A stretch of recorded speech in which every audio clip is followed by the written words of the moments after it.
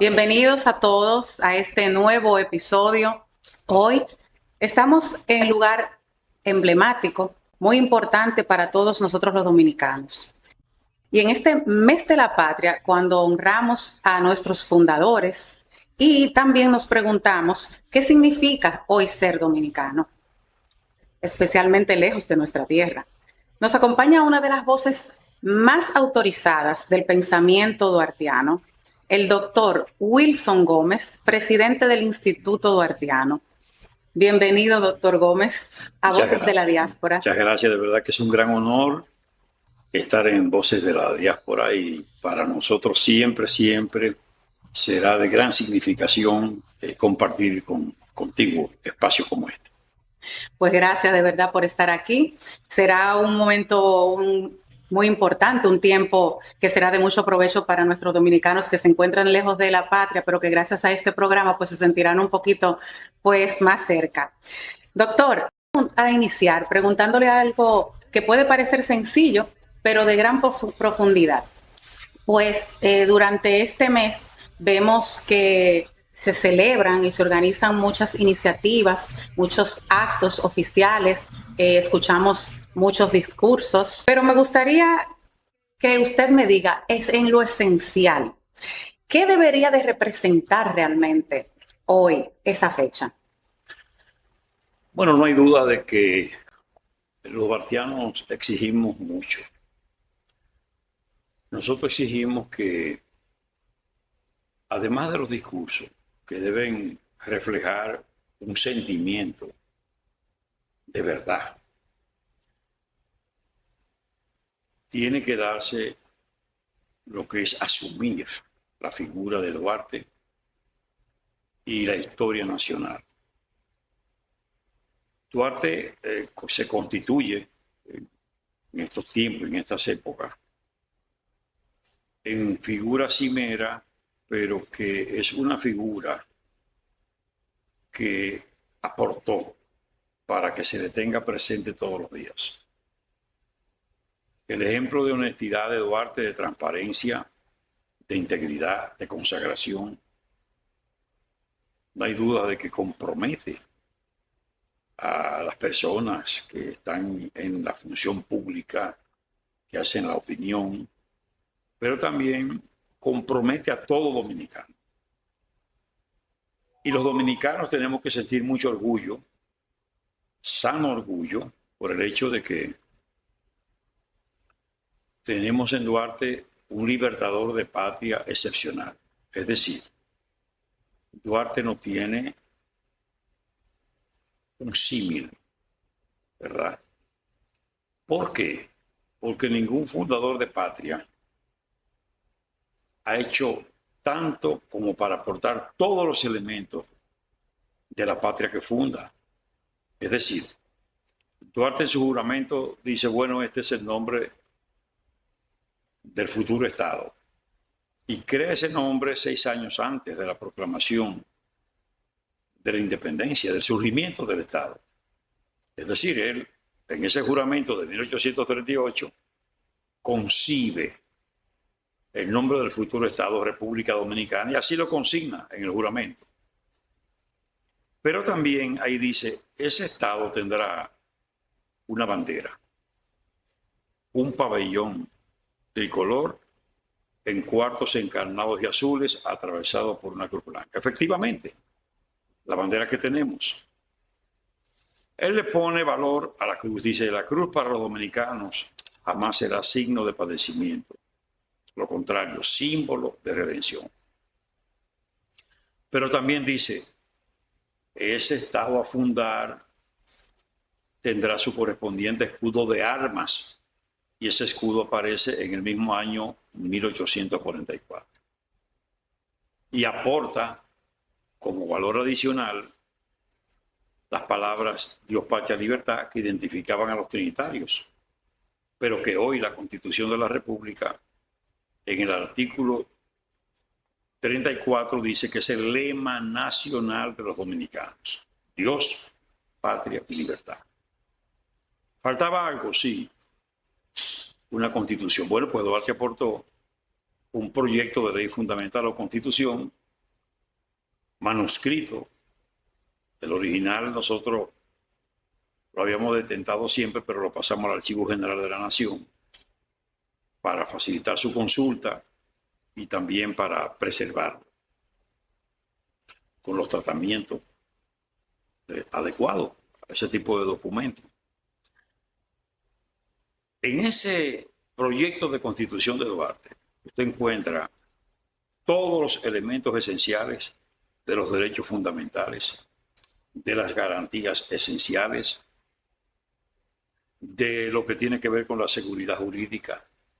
Es más, estamos hablando de un documento que Duarte produce, que se entiende que él lo produce en el primer semestre de 1844.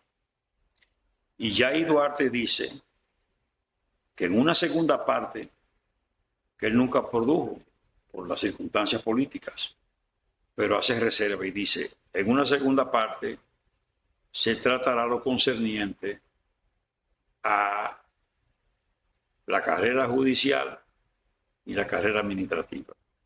Es decir, el escalafón, Sí. ¿verdad? Tanto para el quehacer judicial como para el quehacer administrativo en sentido general. Entonces, quien tiene un líder de esa naturaleza y, por supuesto, el liderazgo de Duarte, impresionante, impactante. Su propia hermana, Rosa Duarte, lo describe, y los biógrafos de él. Rectitud de conciencia, carisma singular, personalidad atractiva. Identificaba perfectamente qué quería. O sea, conciencia de propósito, disciplinado, organizado, la meta clara. Y por eso Duarte nos convirtió a nosotros en república. Nadie creía que eso era posible. Los mayores, que resultaron ser los conservadores, los que estaban de acuerdo con un protectorado, que no tenían fe en el pueblo, decían que eso era una cosa de loco. Es más, le llamaban jóvenes imberbes, inmaduros, que no saben lo que quieren. A Duarte prácticamente le llamaban como un individuo arrojado, capaz de colocar a la nación en una situación difícil. Porque para ellos todo eso era imposible. Para Duarte era posible. Porque Duarte trabajó llevando conciencia patriótica a cada ciudadano en todas partes del territorio. Se valió de todo para llegar a la población.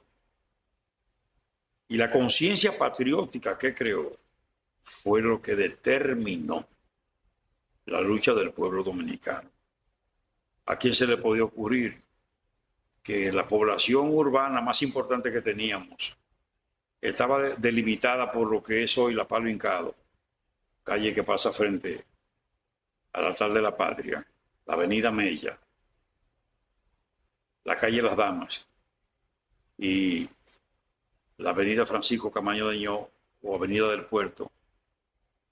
Bueno, todavía más para acá, la Presidente Villini. Ese era el terreno que comprendía el centro urbano más poblado. Tenía que ser una persona de una visión extraordinaria como Duarte, que se empinara y pudiera aspirar a eso. Y efectivamente, las luchas que se dieron aquí, que también es una cuestión desconocida, porque la gente cree que el trabucazo fue determinante. No, el trabucazo sencillamente fue un disparo al aire. Un símbolo.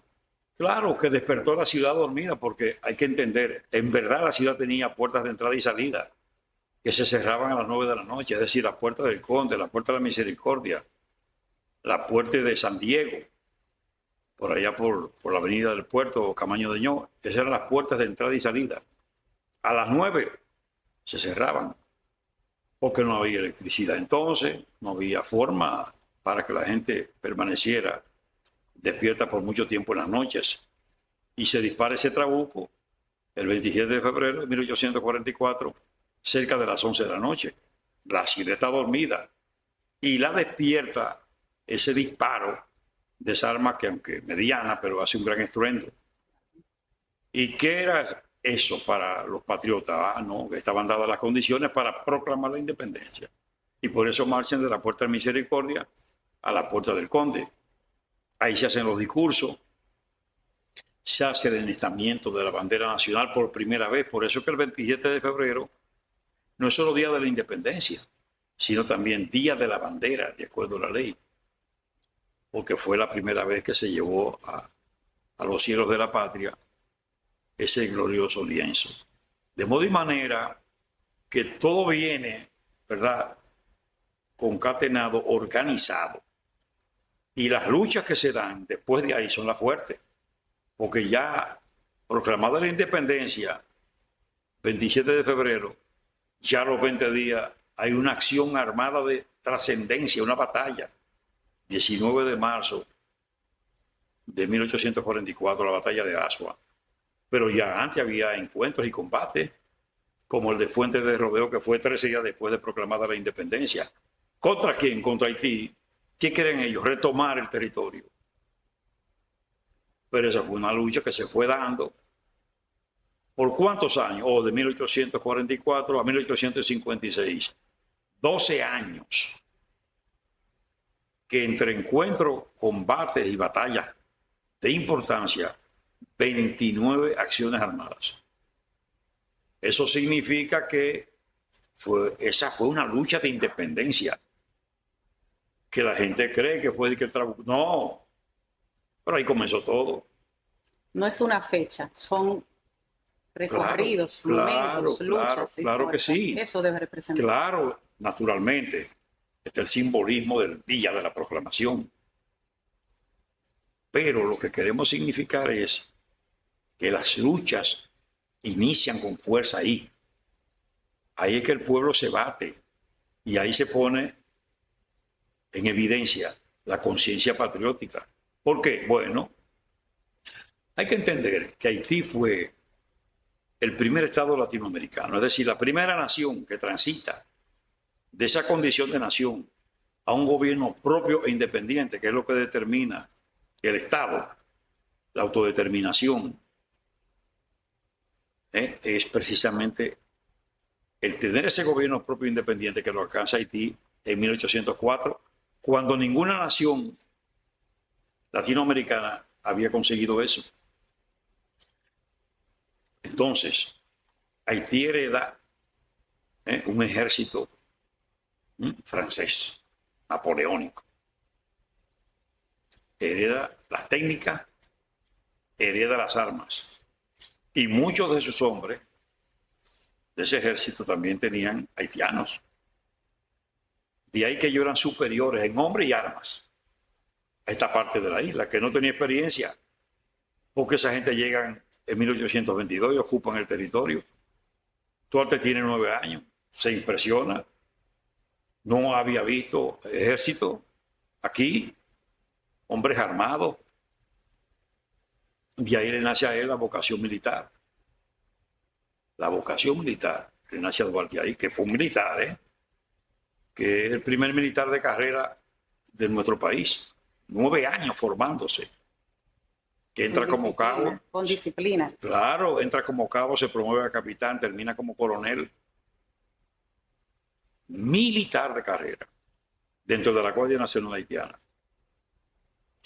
Entonces, hay que preguntarse cómo los dominicanos pudieron, sin ejército, sin experiencia militar importante. Claro. ¿Cómo? Lo primero es que había una conciencia política, una conciencia patriótica, una fuerte consistencia. Y eso hace que el campesino, descalzo, sin camisa, con su machete, con su mocha, etcétera, con piedra, con palo, haga la defensa y enfrente al ejército y lo va desarmando. Y se vale de una serie de acciones para conseguir sacar del territorio a ese ejército. Eso sí, costó 12 años.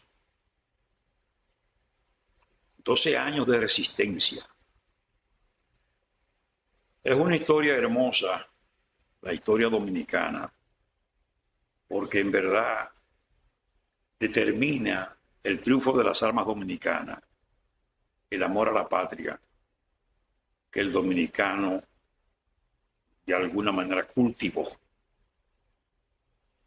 Y desde entonces tenemos 182 años de vida republicana, de haber proclamado la independencia, y han sido de resistencia.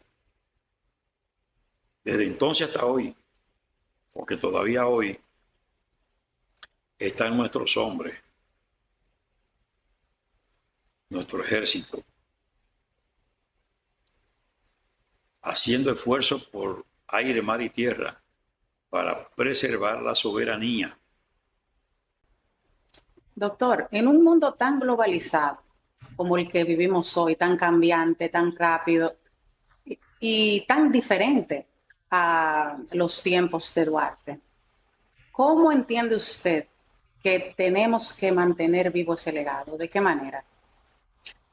Mire, ese legado se mantiene vivo, en cierto modo, por un lado, advirtiendo que el pensamiento de Duarte está vigente. El ideario duartiano, un pensamiento cualquiera, y usted se va a dar cuenta que está vigente.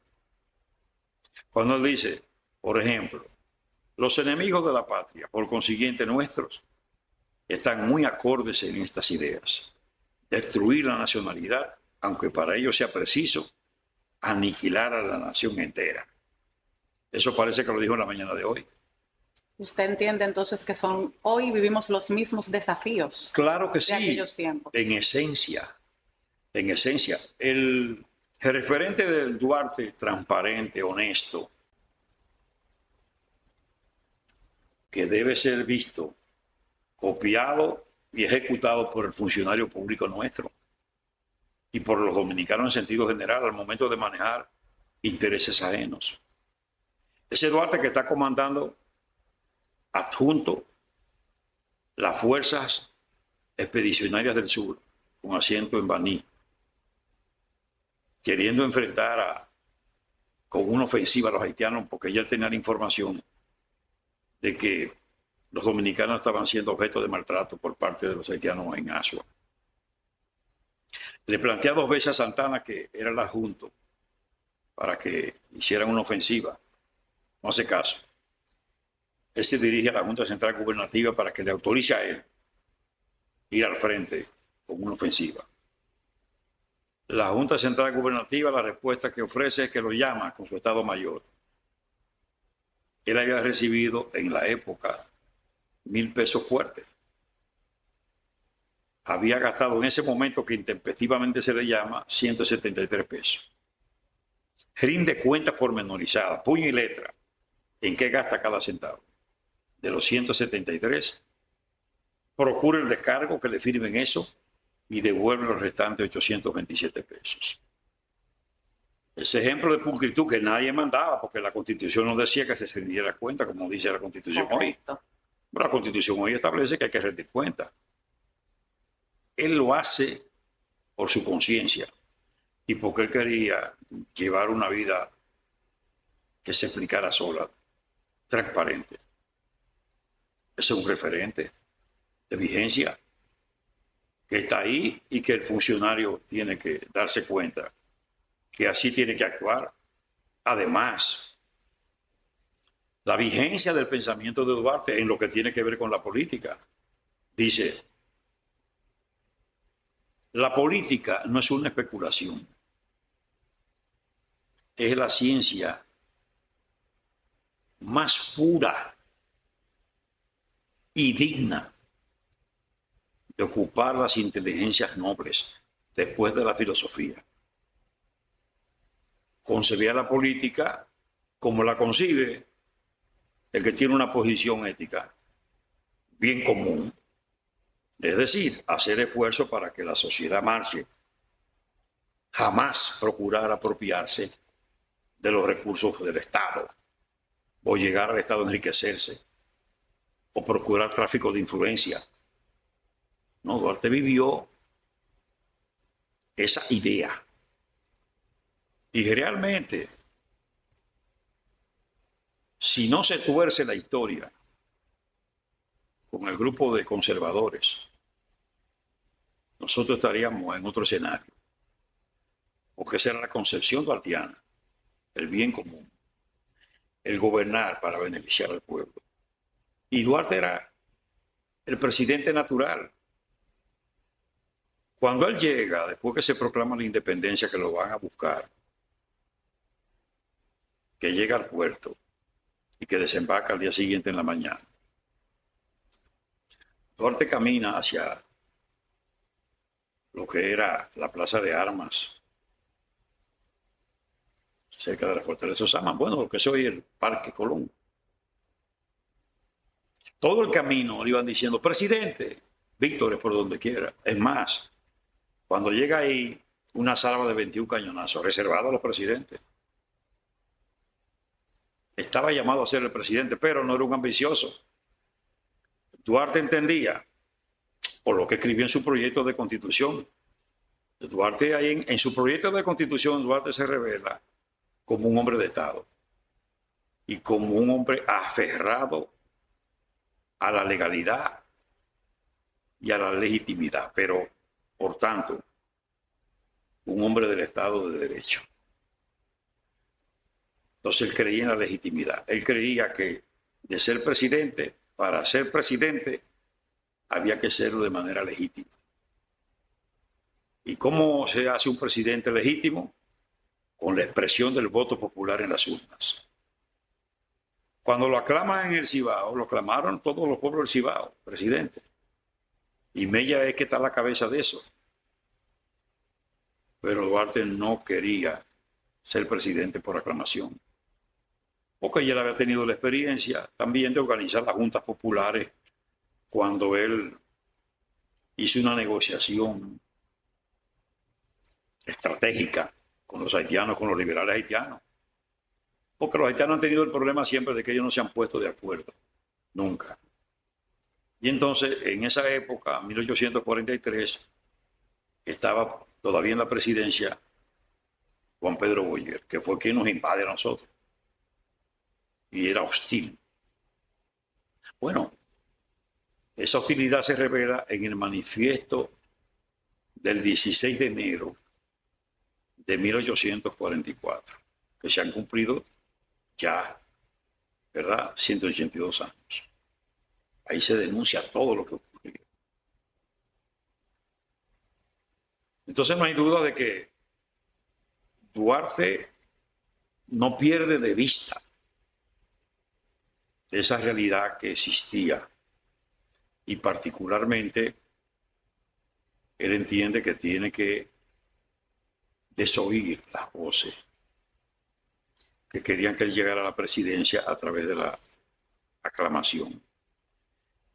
Y por eso, ya con esa experiencia que estoy señalando, de 1843, de las juntas populares, que él negoció con el grupo liberal haitiano de Charles Gerard para enfrentar al grupo conservador de Boyer. ¿Qué quería Duarte con eso? Avanzar en su proyecto de proclamación de independencia. Y efectivamente logra comprometerse con ese grupo liberal. Destronan a Boyer. Duarte asume funciones aquí del gobierno de Gerard. Organiza lo que es las juntas populares a los fines de ir a la constituyente en Haití. En 1843, los dominicanos, por supuesto, participaban porque esto era parte del régimen, del gobierno haitiano. Entonces, los haitianos no ceden. Se creía que ellos iban a cambiar un poquito, ya que Duarte los apoyó, que iban a ceder. Y hay legisladores que, como Buenaventura Báez, que era parte de los constituyentes, plantea en un momento dado que por lo menos le permitan a los dominicanos tener derechos de propiedad inmobiliaria, derechos sobre bienes inmobiliarios, que no se lo permitían. Y que le permitieran también el ejercicio de la religión cristiana, católica, tampoco se lo permitían, ni se lo permitieron. Bueno, entonces Duarte, que logra avanzar con Alicia a las Juntas Populares, cuando se da la votación, ganan los trinitarios. Entonces ahí se dan cuenta los haitianos que se trató de una jugada de Duarte para avanzar en su proyecto. Ahí es que viene el presidente haitiano con sus hombres, rodea la casa de Duarte. Duarte ya había escapado de ahí y pudo salir del país. Por eso lo sorprende la proclamación de la independencia fuera.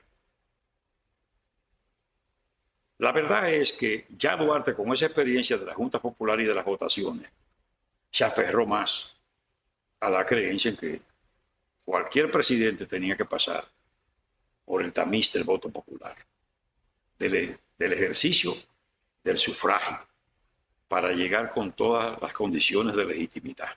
Entonces viene y se aprovecha Santana y pasa Santana como presidente por aclamación. Una pregunta, doctor. Esos valores de Juan Pablo Duarte de la época, ¿cuáles de esos valores entiende usted que enriquecerían la sociedad actual? Bueno, el valor del desprendimiento. Duarte entiende que por encima de los intereses supremos, nada. Él no cree, no creyó, ni creería jamás en que los intereses particulares pueden colocarse por encima del interés general. Su convicción, como le he dicho, de la política, su actitud de honestidad personal, de transparencia, el concebir realmente una patria no solo independiente y soberana, sino también feliz. ¿A partir de qué? De una gobernanza, de unos gobiernos que realmente encaminarán sus pasos hacia la administración más pura, sin corrupción. Entonces, todo eso está vigente y eso espera el pueblo dominicano. Esa es la parte pendiente. Si bien nosotros podemos exhibir, pese a todo, soberanía, independencia, autodeterminación, no podemos exhibir una patria feliz porque aquí hay todavía mucha pobreza. Aquí todavía hay mucha gente que pasa mucho trabajo. Pero mira los escándalos permanentes, no de ahora, permanentes, escándalos de corrupción de muchos años. Todo eso va en contra de los sectores pobres de la población. Doctor, este programa lo siguen muchos dominicanos que viven fuera del país, muchos desde hace años, otros desde su nacimiento. ¿Cómo entiende usted que se vive desde su perspectiva, que se vive la patria en el exterior? Bueno, mire, nosotros tenemos una experiencia muy singular con las personas que residen fuera del territorio. Son dominicanos que portan su dominicanidad. Impresiona cómo impactan. Eso es lo que ha hecho posible que un país tan pequeño consiga que dos ritmos populares como el merengue, la bachata, sean objeto de tratamiento como patrimonio inmaterial. En un caso de la humanidad, en un caso de la República. Es precisamente ese dominicano entusiasta que hace valer lo suyo. Nosotros quedamos impresionados cuando vamos a países, como me ha pasado a mí, como Suiza, que de repente uno va a un establecimiento de importancia y ve personas que están moviéndose en un ensayo, en un aprendizaje, y de repente es que están aprendiendo a bailar merengue y a bailar bachata. Por ejemplo, cómo el dominicano exporta su cultura y logra contagiar a los nativos de otros países. Usted va a encontrar en los Estados Unidos, en los estados de los Estados Unidos más populares y donde hay más dominicanos, que la comida dominicana es una comida que disfrutan los naturales de otros países. La gastronomía nuestra ha sido paseada por el mundo, por los dominicanos que allí residen. Contrario a lo que la gente cree, una de las fortalezas mayores del dominicano es su nacionalidad y su defensa vehemente a lo que son los intereses nacionales. No sé si es el hecho de estar a distancia de la patria que le vuelve muy sensible en lo que concierne a la dominicanidad. ¿Podemos considerar los dominicanos en el exterior como una extensión de nuestra nación fuera del país? Claro, pero privilegiada por el hecho de que cierran fila alrededor de los valores nacionales. Cuando el dominicano alcanza a ver una bandera dominicana en un lugar, hay establecimientos que uno ve la bandera y se sorprende, uno va a catedrales, ¿verdad? A recintos donde se practica la religiosidad, sobre todo la católica, y encuentra en esos lugares la bandera dominicana en sitiales. Y uno, donde menos imagina, encuentra a un dominicano haciendo acopio de su dominicanidad. Es decir, que ciertamente esa proverbial manera de ser del dominicano, esa solidaridad, esa simpatía, le abre espacio en muchos lugares. Y entonces hay sectores de New Jersey o de Nueva York, por ejemplo, y de otros lugares que son poblaciones dominicanas concentradas, son sectores dominicanos, donde predomina la dominicanidad.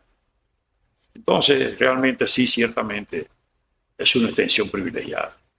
Usted hizo hincapié sobre nuestra cultura, cuánto es rica, cuánto es variada, cuánto la vivimos los dominicanos en el exterior y cuánto logramos influenciar otras naciones con nuestra música y con nuestra gastronomía. ¿Considera usted que el instrumento más importante del Instituto Duartiano para seguir difundiendo en el exterior el pensamiento de Duarte y los valores duartianos, así como la conciencia nacional, que muy bien usted explicó cómo fue construida desde sus fundamentos, pueda generarse eso a través de un acercamiento con las filiales duartianas en el exterior? Claro que sí. Y las filiales, a su vez, tienen que estar muy cerca de las dependencias de carácter diplomático, consulares. Yo creo que esa unidad necesaria es la que permite los tributos de repercusión, precisamente en fechas patrias. Esos encuentros, no hay duda de que refuerzan mucho, ayudan mucho y además, como se ha dicho, de la unidad nace la fuerza. Esa unidad dominicana potencializa.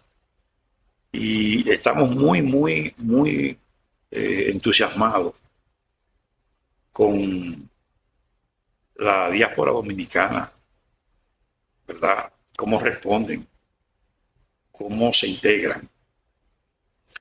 Inclusive en los últimos tiempos el instituto ha multiplicado los bustos, las plazas públicas, la colocación de bustos en oficinas diplomáticas y consulares, las visitas de esos representantes aquí a la institución, que se impactan cuando la recorren. Y por supuesto, nosotros procuramos que siempre tengan un stock de bandera a los fines de garantizar que siempre el lienzo esté en las mejores condiciones. Hacemos un esfuerzo porque los símbolos patrios, bandera, escudo, himno, se usen adecuadamente. Y eso es parte del éxito. Ese esfuerzo se orienta ahí a conseguir que los dominicanos no solo podamos tener el sentimiento, sino también la conciencia y el dominio de las informaciones patrióticas para que orienten y ayuden a que se produzca ese uso correcto de la simbología, del emblema nacional. Doctor, Juan Pablo Duarte vivió gran parte de su vida en el exilio y nunca dejó de pensar en su patria. En ese sentido, ¿qué responsabilidad histórica entiende usted que reside en la diáspora? Bueno, sí, el hecho de que los dominicanos estén situados fuera del territorio se constituyen en una garantía de la preservación de la integridad del pueblo dominicano. Toda la vida, cuando se han producido acontecimientos de orden político o por hechos de la naturaleza, esas colectividades resurgen con una fuerza impresionante en demanda de la atención a su pueblo. Nosotros, cada grupo, cada entidad, cada persona consciente que está residiendo fuera del país, nosotros sabemos que a fin de cuentas estas son piezas del valladar necesario para en un momento dado exigir el respeto a la soberanía, el respeto al derecho que tiene nuestro pueblo de autogobernarse, de decidir su suerte, de aplicar sus políticas migratorias con el mismo derecho que todos los países lo tienen y lo exhiben. Asimismo los dominicanos. Entonces, son aliados naturales y son guardianes, ¿verdad?, que alcanzan a ver con frecuencia más que lo que estamos viendo. Correcto, es importante, de hecho, valorizar, pues, cómo la diáspora dominicana no solamente contribuye al desarrollo del país en materia económica, sino también, como dice usted, en su identidad, en la preservación de la identidad dominicana y de la defensa, que es un particular interesante de destacar. ¿Cómo incide la diáspora en la defensa misma de la soberanía del país desde el exterior? Así es, sin duda. Su trabajo, su aporte, en todos los órdenes, el aporte no solo económico, hay un aporte económico importantísimo, determinante, pero también hay un aporte patriótico y social. Esos grupos son los que llevan también la cultura, llevan también el entusiasmo y por eso el éxito que hemos tenido como país, como dominicanos. ¿Considera usted de importancia que en esa transmisión de nuestra cultura, de nuestra música, pudieran ser una vía para mantener vivo el pensamiento duartiano y el legado de nuestros fundadores? Claro que sí. Así como de esos valores que muy bien hemos hecho presente, que son parte de la vida actual y cómo pueden enriquecer realmente las sociedades al día de hoy. Claro que sí. Usted ve que en esas presentaciones artísticas de nuestros hombres y mujeres, de nuestros valores, ellos llevan su bandera y la exhiben con mucho orgullo. Y eso lo hace Juan Luis Guerra y hacen los merengueros. Todo el mundo lo hace, inclusive los peloteros nuestros. En esas series, inclusive series mundiales, están esos dominicanos. Cuando se produce el triunfo, el éxito, yo no sé de dónde, pero aparece una bandera dominicana una diferencia importante con respecto a los nativos de otros países donde no aparece su bandera. Pero la dominicana aparece. Con mucho orgullo. Con mucho orgullo, no hay duda. Entonces, tenemos un agente activo en cada dominicano que va a los escenarios internacionales o que está ubicado en ellos. Son verdaderos contribuyentes con el fortalecimiento de la dominicanidad. Nosotros, por fortuna, como país, hemos asimilado las experiencias y por eso hoy nos presentamos en el concierto de naciones latinoamericanas y del mundo como un país, pese a todo, estable, seguro y un país que evidencia logros alcanzados en buena lid. De ahí que nosotros somos ejemplo y referente. Correcto, correcto. Doctor, usted preside el Instituto Duartiano ya desde hace varios años. ¿Cuál considera usted que es el mayor reto de esta institución en los años a venir? Bueno, la preservación exitosa de la soberanía dominicana. Usted sabe que hay muchas amenazas.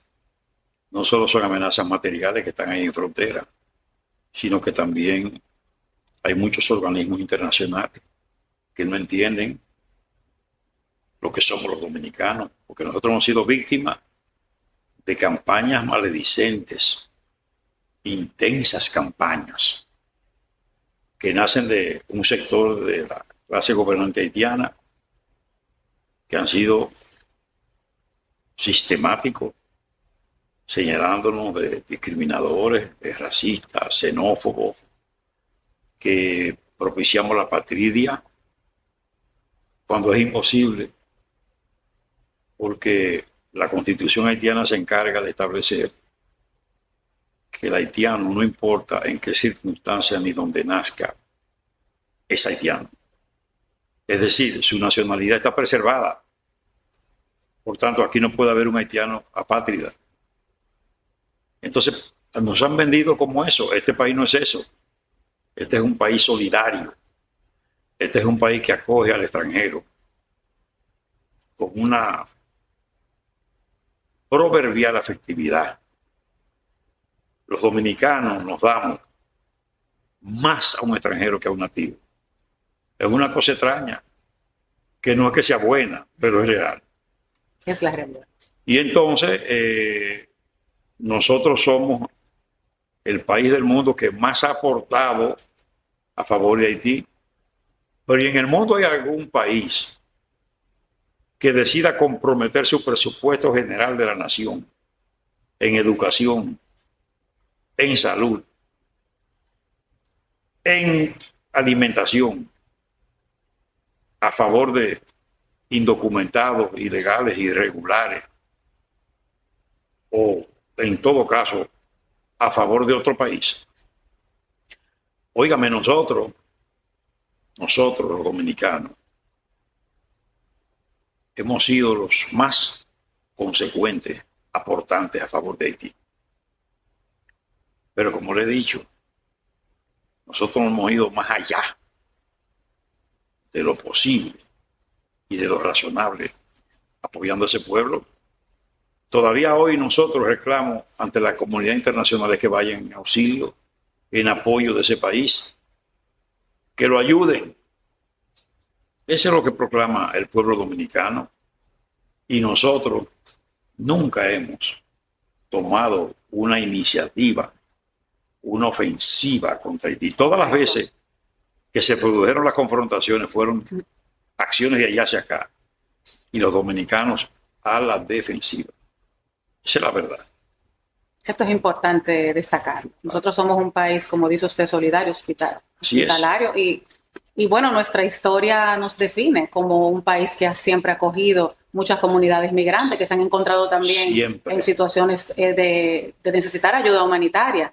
Y nuestro país ha siempre estado presente abriendo las puertas y como muy bien usted dice, no obstante, habiendo recibido amenazas de un país como Haití, pues de igual manera hemos siempre buscado de ayudar y hacernos portavoz de sus necesidades en el Así exterior. es, el activo más importante del pueblo dominicano, por el que tiene ese éxito turístico de millones y millones cada vez, lo que son metas superiores. Más que nada es por la manera singular del dominicano tratar a los demás. Solidaridad, respeto, consideración, identificación. Eso somos. Y eso es lo que nos ha hecho un país diferente. Y que progresa. Así es. Y crece. Así es. Y se expande, como podemos decir en el exterior. Así mismo. Doctor, se necesita mucho coraje, se necesita mucha fuerza de voluntad, se necesita mucha precisión y mucha conciencia para presidir un instituto como el Instituto Duartiano, y usted, a nosotros nos honra precisamente estar aquí, que usted nos haya dedicado este tiempo, porque sabemos que usted lo ha hecho de una manera excelente, fuera de lo que se espera, fuera de las expectativas, fuera de lo requerido, fuera del indispensable y del necesario. Todo sacrificio es válido y que hay que hacer el esfuerzo y mantenerlo en el tiempo, y que vale la pena luchar por un país que tuvo la suerte y la gloria de una persona y de una figura como Juan Pablo Duarte Díaz. Doctor, Duarte decía que la República debía sostenerse en moral y en justicia, o sea, no solamente en leyes. ¿Qué entiende usted o qué cree usted que nos reclamaría en el día de hoy? Bueno, naturalmente, él estaría demandando que se haga de la vida pública una vida ética.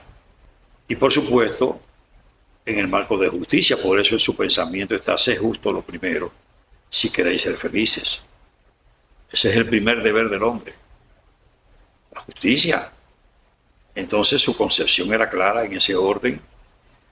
Y por supuesto, él quisiera que la justicia fuera una realidad, que no fuera un deseo, un anhelo, ¿verdad?, una aspiración, sino que fuera predominante, que existiera la justicia en todos los órdenes, en el orden social, en el orden jurídico, en todos los órdenes. Entonces, sin duda que la aspiración de Duarte fue la aspiración de quien tiene una concepción muy clara de la necesidad de vivir en dignidad. La dignidad humana es la norma que debe estar presente en todo quehacer, en todo actuar.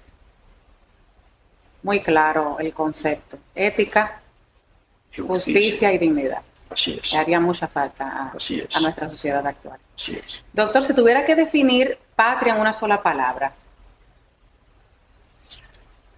Bueno, patria sería logro. Esos logros para las futuras generaciones, ¿cómo usted lo transportaría? El logro sería la aspiración de Duarte.